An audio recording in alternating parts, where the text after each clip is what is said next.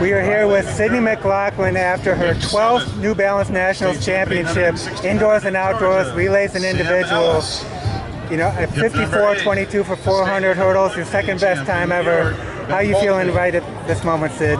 I feel pretty good, you know. I know my coaches and I kind of were talking about coming out and trying to get up to 53. But, you know, I think coming off of Friday, you know, running 49, I think it's pretty good to be able to come back and run 54 low. You look like you had kind of a certain level of fatigue at that last 50 meters. Was it just like you wanted to finish strong, but you weren't necessarily thinking record on those final strides? I think the whole race was kind of just sloppy, you know, since the start. I think there's some things we have to adjust to and fix. Hopefully, if I can, you know, fix those things within the next week, I'll be able to go faster. It's a pretty good crosswind out there. Do you think that, do you notice that during the race at all? No, not really. Gotcha. Were you, I know that there was a number you were trying to hit. Are you willing to tell us what that was? I think anything under 54, you know, even if it was like 56.9, just kind of trying to break, you know, that was my personal goal, but I think, you know, there's still a week to do that. I think coming off, like I said, 49 is a great thing to be able to come back and run 54, so hopefully, you know, coming off fresh legs, next week I'll be able to go 50. Do you prefer being in races where there are other women going the same speed as you, or do you like racing the clock, because you've done a lot of that? I think both are fun, kind of, you know, but I think when it comes to trying to PR and run those times, it does help to have people around. Even though it's a little bit more nerve-wracking for me, I think it definitely helps my race, as we saw in the Swedish. Las Vegas. When you think of some of your favorite memories of Union Catholic track and field, not just these championships, but the great experiences you've had for 4 years with your team and your coaches, what are some of the things that are going to stand out? I think freshman year Swedish, you know, that's the first national title our girls ever won. Actually, they're all quite close. I passed on the inside the last 10 meters, and I think, you know, just being able to see them happy, and every year since, you know, progress and get more girls on the podium. It's a great feeling. And what is it, being out here New Balance Nationals, what does that mean to you?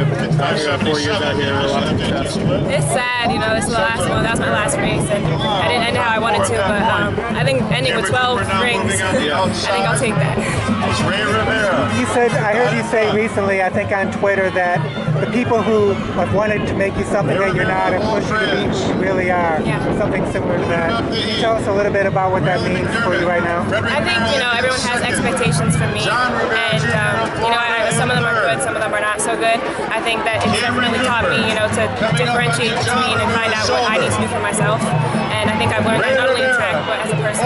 So hopefully I'm headed on the right path. Indoors and out. And one other thing, tell us about the decision to go ahead and run senior nationals, which you weren't originally planning to do. Yeah, I think after running 54, me and my coach kind of decided, you know what, why not? Even if I don't make the team, I can go out there and try and run a fast time. You know, hopefully go get that 53 that I think. Coach McCabe was pretty excited about that. I talked her into it. But you're taking some friends with you, right? Is that going to be a different kind of experience? It is. I'm bringing my best friend Cassie because, you know, I don't want to be out there with the coaches and my dad for a week. So we're going to have some fun, but also get some work done. So. When you think about just what has happened in the last 12 months for you, now we're at this point, how do you compare yourself now to a year ago here when you broke the record for the first time? I think my race in general has matured. You know, I'm starting to realize the changes I need to make, and even though I can't make them every race, you know, they're mentally there. And hopefully, if I can continue to make those changes, I'll grow as an athlete. And, you know, last year, mentally I was in a different place. I think I've also matured mentally when it comes to track and field in general, and I handle myself a lot better. You know, for a while, for a couple years, you weren't on social media, or at least not on Twitter, and you have been over the last year. Have you been more comfortable with kind of the attention now and kind of comfortable in your own skin than you were before? I think a little bit better, you know. Every day is a different experience when it comes to social media. But I think as time goes on, I get better with it, and hopefully it's going to be a great platform for me in my career.